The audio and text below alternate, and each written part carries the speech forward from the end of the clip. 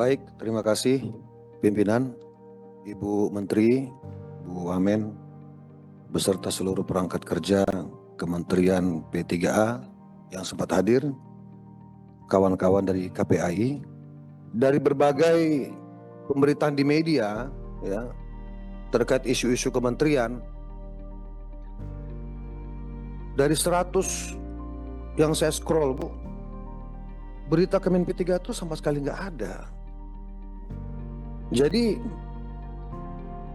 kita juga bingung sebenarnya. Saya pribadi bingung ini mau evaluasi yang mana, mau nanya yang mana.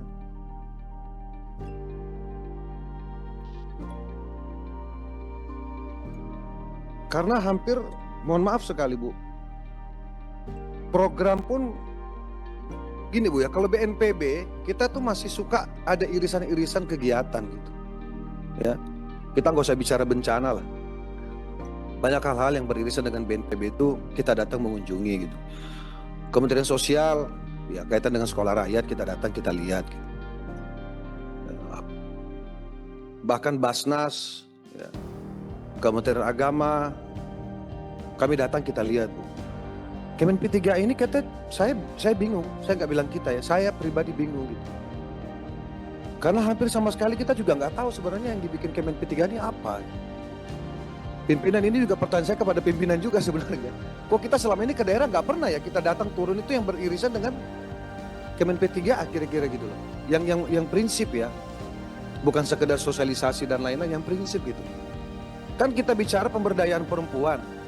Dari berbagai program yang dituangkan di sini yang kami baca coba pelan-pelan, kita belum tahu suksesnya di mana ini.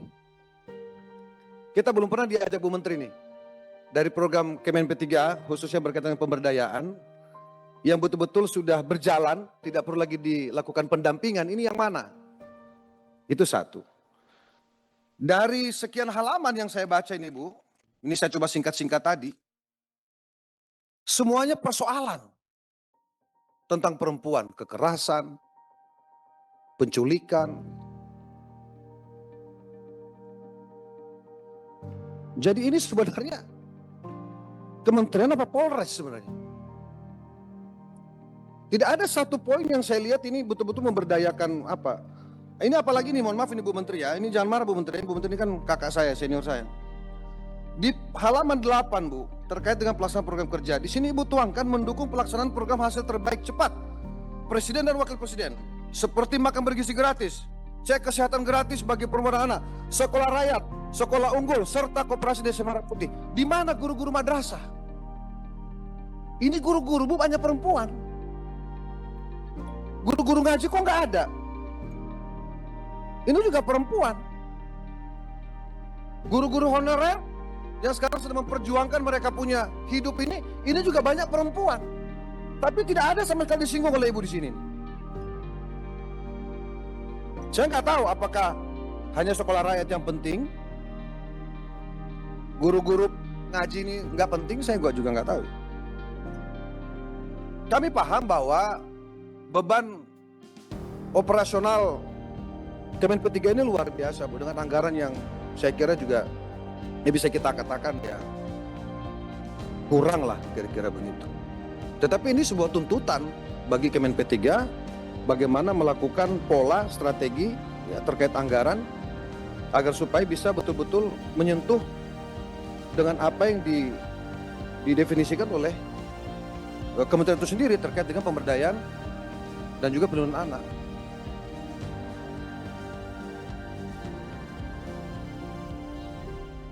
KPAI, ini lebih kasihan lagi KPAI ini. Saya ingat waktu kita diundang oleh Bapak Presiden terkait dengan pemisahan Kementerian Agama, ya, Direktorat Jenderal Haji, Dirjen PHU dirubah menjadi badan lalu menjadi kementerian. Saya kira pimpinan ini tadi kalau penjelasannya KPAI, ini luar biasa loh. Saya sepakat dengan Pak Wahidin tadi, dengan Pak Hasan Basri. Ini luar biasa kerjanya KPAI ini. Anggarannya cuma segitu Bu, gitu. Ini kenapa nggak kita usulkan aja Bapak Presiden, dipisahkan aja ini. Jadi ada Kementerian Perlindungan Anak, ada Kementerian Pemberdayaan Perempuan. Karena yang dikerjakan oleh KPAI ini Saya mohon maaf, Bu Menteri, Bu Menteri senior saya jangan marah ya. Dari setiap kejadian-kejadian mau perempuan mau anak yang tampil itu kalau nggak sekarang malah influencer yang tampil Bu. Sekarang influencer lebih kuat daripada kementerian. Kalau influencer sudah ngomong, seolah-olah negara ini diatur sama influencer gitu. Bisa merubah keputusan. KPAI tampil, makanya saya nggak tahu apakah memang sebenarnya Kemen P3 itu muncul tapi tidak pernah menarasikan dirinya sebagai Kemen P3, saya juga nggak paham. Karena sekarang yang tampil di setiap persoalan-persoalan itu lebih banyak, mohon maaf, mungkin ada, tapi lebih banyak itu ya mungkin KPAI, gitu. Mungkin influencer, tokoh-tokoh masyarakat, gitu.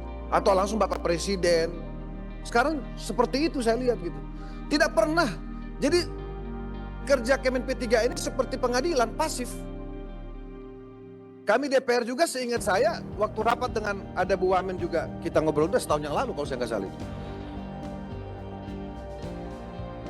Nggak ada juga koordinasi kita itu. Kami dicolek-colek gitu. Pak Pasha di Jakarta gimana? Ada persoalan nggak? Minimal kalau ibu nggak punya anggarannya kan kami punya.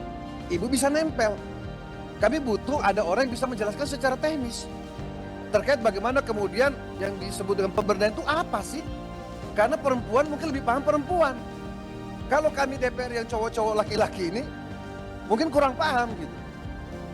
Kan kalau memang anggarannya tidak mencukupi, minimal kami diajak komunikasi, Pak Pasha, kapan Pak Pasha akan turun ke dapil di masa reses misalnya, atau pas lagi kundapil, boleh nggak tim kami turun ikut serta di bawah, di lapangan, supaya paling tidak hal-hal yang berkaitan dengan yang tadi Ibu sampaikan program ini bisa melekat di program kami justru. Jadi bukan kami melekat di program Ibu. Ibu silakan melekat di program kami gitu loh. Kan kami turun ke bawah ini. Kami paham Bu, kami sedih juga kalau Ibu cerita kami ini uang nggak ada, itu nggak ada, bayar listrik susah, bayar gaji nggak bisa. Kan kasihan juga kita dengar ada kementerian kok nggak punya uang gitu. Nah saya nggak tahu ini Pak Singgi, yang punya uang, Pak Singgi kan yang punya uang nih.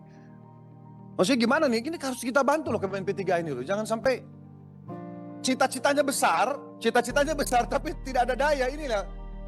Kasihan Pak. Gitu.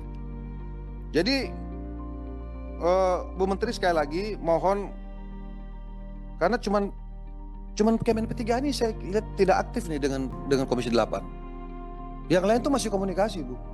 Kita kan cuma di WA aja Bu, grup WA itu aja terus laporannya, kekerasan di sini. Kasihan juga Bu Menteri itu dilapor. Bingung Bu Menteri mau kemana saya sebenarnya. Pak Ansori lapor ada kejadian di sini, belum lagi Bu Ani, Bu Ina laporan ke sini. Kan bingung mau sebenarnya yang mana diputuskan gitu. Mau diikutin yang mana? Kasihan juga saya baca itu. Tapi paling tidak Bu, kalau sistemnya sudah berjalan, saya kira ini mestinya jauh lebih mudah gitu loh.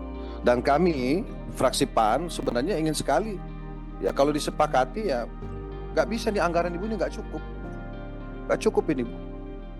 Nah tapi itu tadi, kami juga memahami, mungkin dari cara pandang Kementerian Keuangan lihat juga kan, selama ini dilakukan apa. Nah kalau cuma sekedar mohon maaf, normatif ya kan, sekedar seremonial dan seterusnya, datang lihat selesai, ya tentu ya itu juga menjadi pertimbangan Kementerian Keuangan yang dilaporkan kepada Bapak Presiden bahwa ini cukup, tidak perlu ditambahkan.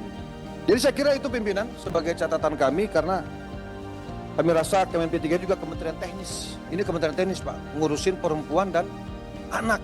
Gitu. Apalagi tadi pimpinan sudah menyinggung bahwa anak-anak hari ini menjadi tulang punggung masa depan. Anak-anak hari ini menjadi representatif bangsa ke depan dan juga pemegang tongkat estafet. Jadi kalau misalnya anak-anak hari ini tidak sukses di masa depan, nah ini Bu Menteri juga berdosa sama-sama kita ini Bu. Iya kan?